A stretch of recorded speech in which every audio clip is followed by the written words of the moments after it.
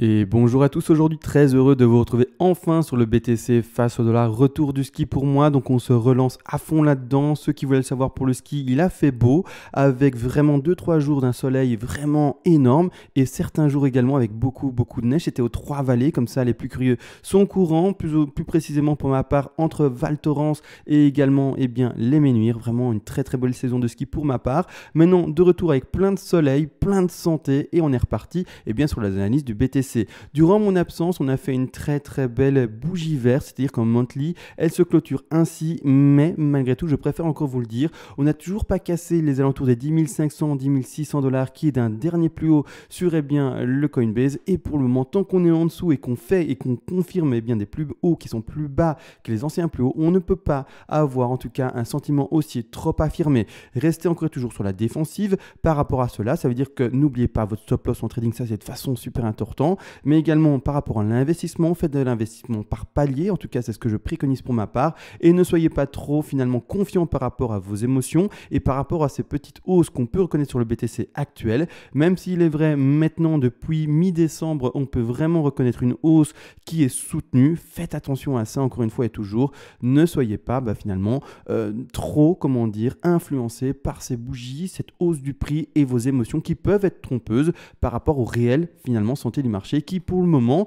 on est toujours depuis maintenant près de 2 ans dans un marché en range, même s'il est vrai pour ma part, on a enfin connu le plus bas des 3200 dollars. Faites attention à ça. Dans les marchés baissiers précédents, on avait également eu des très belles bougies vertes à certains moments. C'est pas pour autant qu'on était à nouveau haussier, même si également, je le reprécise, d'ici peu de temps, d'ici 2 mois maintenant, un peu, normalement ce serait le 17 mai, 20 mai plus ou moins, on aurait le halving. C'est pas pour autant non plus que on doit reconnaître une hausse d'office. Il y a déjà eu des halvings précédents où c'était dans une tendance baissière malgré le fait qu'il y avait le halving. Maintenant, je ne vais pas le remontrer, j'en ai déjà fait dans d'autres vidéos, mais faites attention à ça, c'est pas parce que c'est halving que c'est d'office pump. Attention à ça également. Maintenant, on va analyser tout ceci. Bien entendu, juste avant, je voulais remercier, il est vrai, les quelques donations reçues durant mon absence. Merci à vous, vous le savez, ça fonctionne par palier.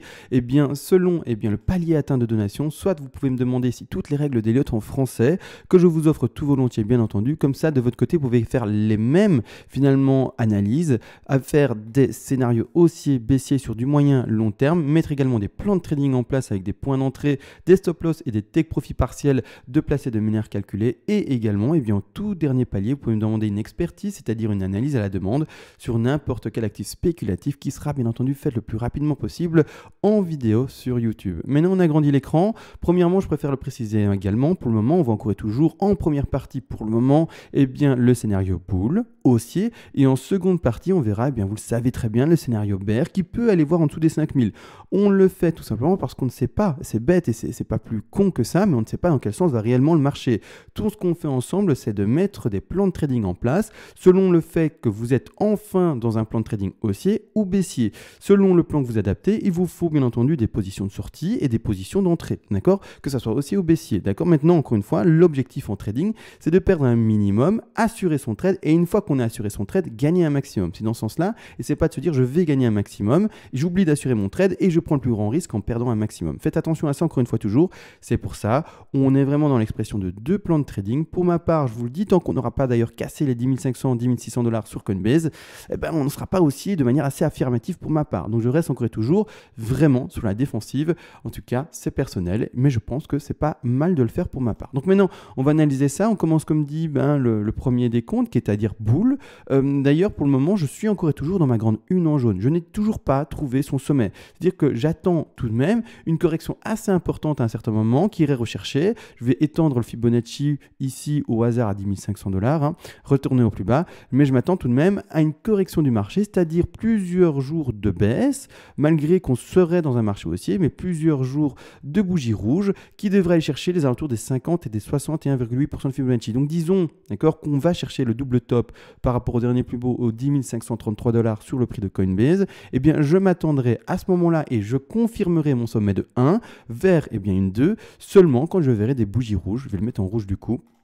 des bougies rouges se dessiner, aller chercher une intensité de prix assez fortement baissière, aller retrouver un prix d'achat intéressant. Dans ce cas-là, imaginons qu'on aille vraiment chercher les 10 500 $ et qu'on fasse un double top pour revoir des plus bas. Pour d'autres, ça peut être également eh bien, une tasse, d'accord, avec la anse, et puis confirmation haussière une fois qu'on recassera le niveau de résistance horizontale.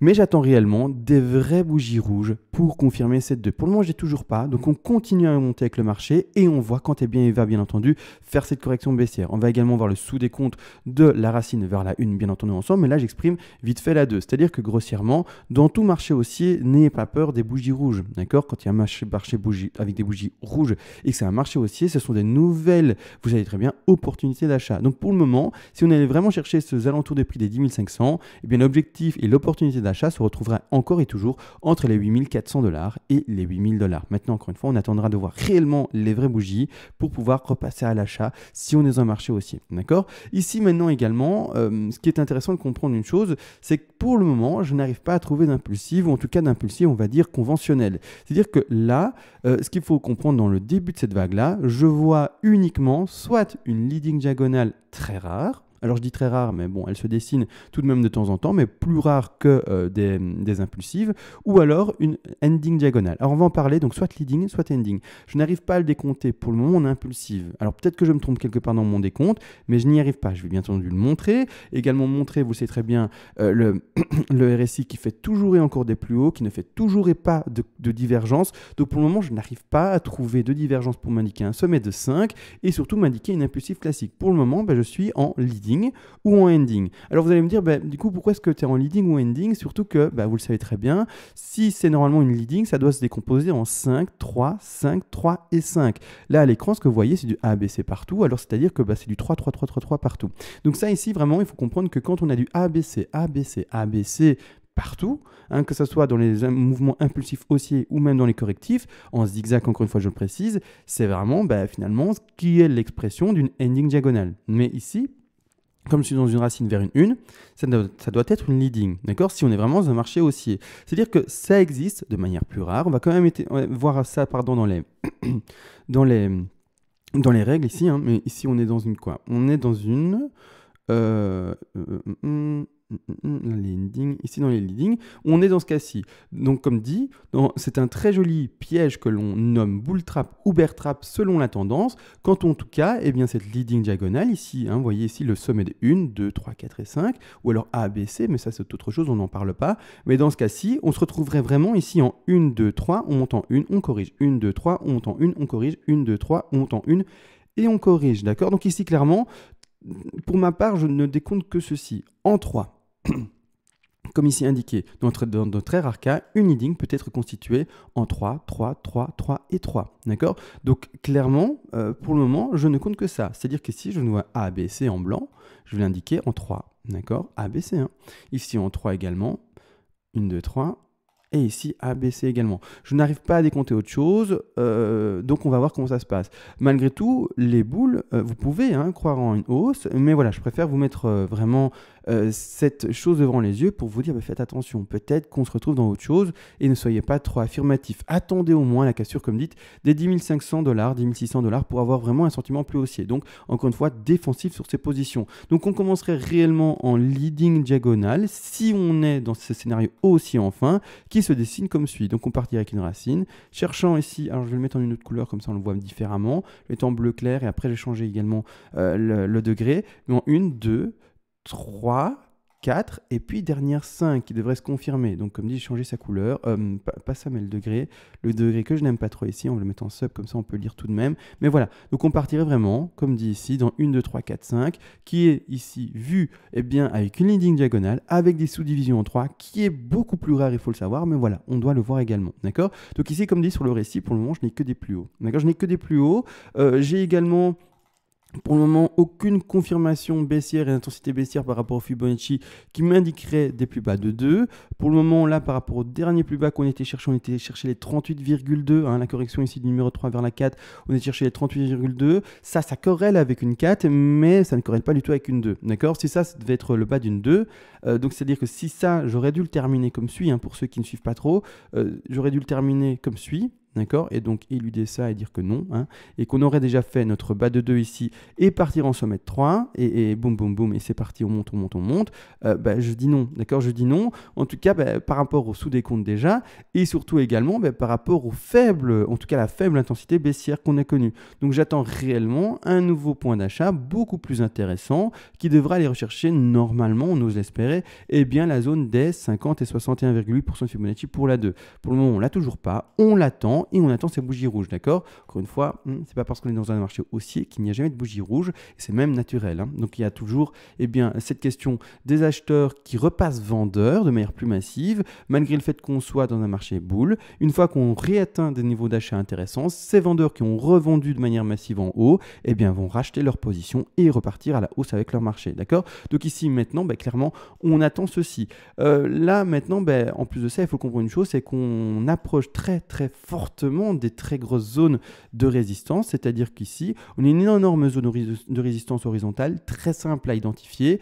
C'est ça que les boules vraiment vont devoir réussir à casser. Elles se retrouvent ici, grosse zone ici de volume. On attend de casser ce niveau-là, casser surtout, hein, vous le savez très bien, les 10 500, 10 600 $ pour enfin repartir à la hausse. D'accord? Vraiment pouvoir appuyer un scénario haussier. Pour le moment, ce n'est pas le cas. Alors, vous l'avez bien entendu durant la vidéo, j'ai assez dit que c'était potentiellement une ending diagonale, même si on peut également de manière plus rare l'avoir en tant que leading diagonale. Vous allez vous dire, mais du coup, ok, donc on est potentiellement haussier. Tu vois ceci, tu vois ce décompte en ABC. D'ailleurs, ici, pour le moment, je suis encore en ABC. Je n'aurais fait avec vous ici, au moment où je vous parle, je vais passer en 4 heures pour vous montrer ça, un sommet de A, une correction de B à confirmer, et puis après aller rechercher une C. On travaillera ça demain. Aujourd'hui, je ne vais pas en parler parce que ça va faire une vidéo beaucoup trop longue. Pour moi, on est dimanche également. Donc ici, on va s'arrêter là. Sommet de A, donc pour moi, on doit quand même encore faire des plus hauts pour aller confirmer ça. Donc on doit encore monter avec le cours pour confirmer cette dernière A, B vers C.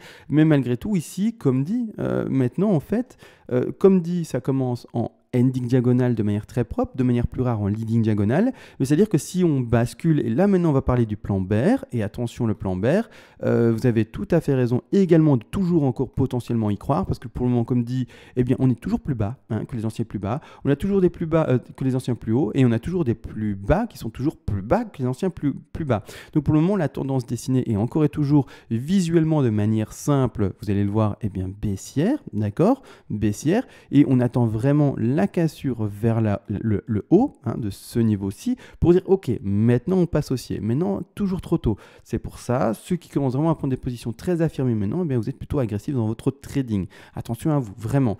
Malgré tout maintenant, si vraiment je dois dessiner mon plan de trade qui est baissier, je partirai dans ça, d'accord? Parce que pour moi ici, la ending diagonale, elle est évidente si on part vraiment dans ça et non pas dans la leading comme montré précédemment, mais c'est-à-dire qu'elle est évidente. Donc ici, ce que je dois faire, c'est que je dois avoir ceci en ABC. Donc notre Y aura bel et bien été chercher notre bas de Y. Le sommet de X, on va le reporter, ne pas le mettre ici en bas à gauche, mais le reporter et le mettre beaucoup plus loin et dans beaucoup plus de temps. Les figures vraiment mettent parfois beaucoup de temps à s'exprimer dans des marchés qui sont boules ou même bear, dans des grandes figures. Alors je ne le vois pas, bien c'est bizarre ça. C'est parce que je suis sur Bitfinex, donc je n'ai pas le plan précédent. Mais ici, il faut le comprendre que sur les plans précédents, on a des figures qui sont beaucoup plus longues. Regardez en fait ma W vers X qui s'est dessiné dans mon plan précédent. Alors c'est le plan du crash précédent, j'essaie de dézoomer, en 4 heures c'est un peu trop grand, on va mettre en délit, mais il faut comprendre que durant le crash précédent, la W qui est ici indiquée vers la X s'est dessinée depuis le 5 février 2018 haut pour trouver la fin de la X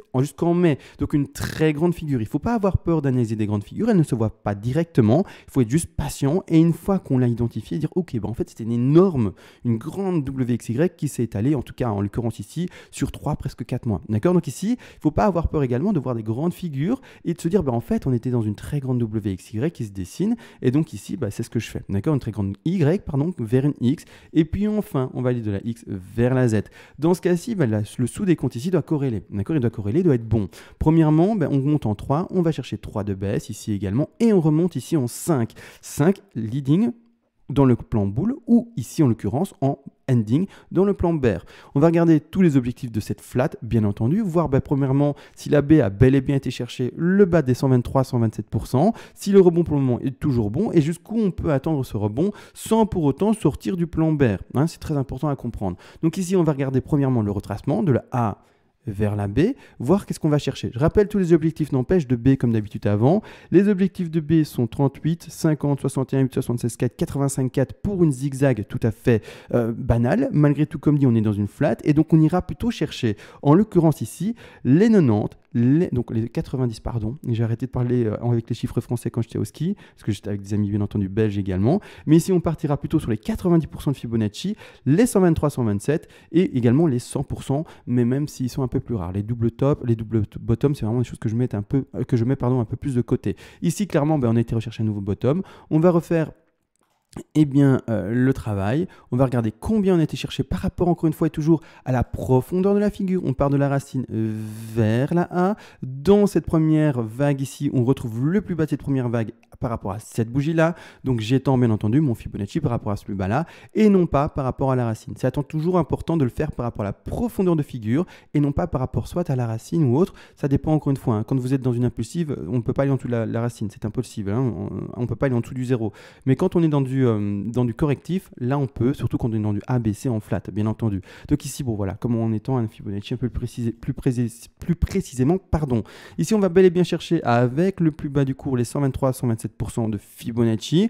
On descendrait potentiellement en 3 là devant, qui ferait A, B et puis C. Donc je vais quand même, et tout de même, le dessiner également. On irait donc dans A, B ici, enfin peu importe, ici B et puis boum, C. Et rebond, d'accord? Là, tout à fait, d'accord? Donc, partirait vraiment dans une flat. Maintenant également, donc je vais quand même le retirer comme ça, on n'a pas trop de choses à l'écran. Et bien maintenant, tout simplement, après, on va regarder la correction, ou plutôt le rebond qu'on est occupé d'effectuer maintenant. Les objectifs, encore une fois, dans une flat, dans ce cas de figure-ci, seront les 61,8, les 100, 123 et 161,8% de Fibonacci. C'est-à-dire qu'on prend, encore une fois, son Fibo, on va ici au plus bas, de la figure, de la vague, on va ici là-bas, on va encore une fois dans la profondeur également, et on le place. Les objectifs haussiers, comme dit, étaient les 61,8% de Fibonacci, donc c'est-à-dire que je vais mettre ici, attention, des rectangles rouges, donc c'est toutes des positions dans un marché baissier que vous allez voir, c'est-à-dire des positions de vente, d'accord? Donc ici, je vais mettre un petit rectangle au 61,8, comme dit ici, en rouge. D'accord? Donc ça, c'est toutes des zones finalement de take profit partiel. Pour ceux qui auraient langue ici, vous remettez des TP de vente si, bien entendu, vous êtes, vous le savez très bien, dans un marché baissier. Si vous êtes dans un marché haussier, c'est différent. D'accord? Vous faites ça différemment. En tout cas, vous ne prenez pas les mêmes objectifs de revente. C'est ça que je veux dire. Parce que, bien entendu, aussi, vous auriez acheté le bas si vous l'avez fait dans un marché haussier. Vous auriez également pris, bien entendu, des reventes de votre position, mais malgré tout, pas avec les mêmes objectifs, étant donné que pour vous, ça devrait péter plus haut normalement. En tout cas, on ose espérer. Malgré tout ici, notre premier objectif de revente de sa position, si vous avez fait un long dans cette affaire-ci, était 61,8. Deuxième objectif de vente de position à 100%, on y est presque, on n'y est toujours pas, ce sont les 9600$.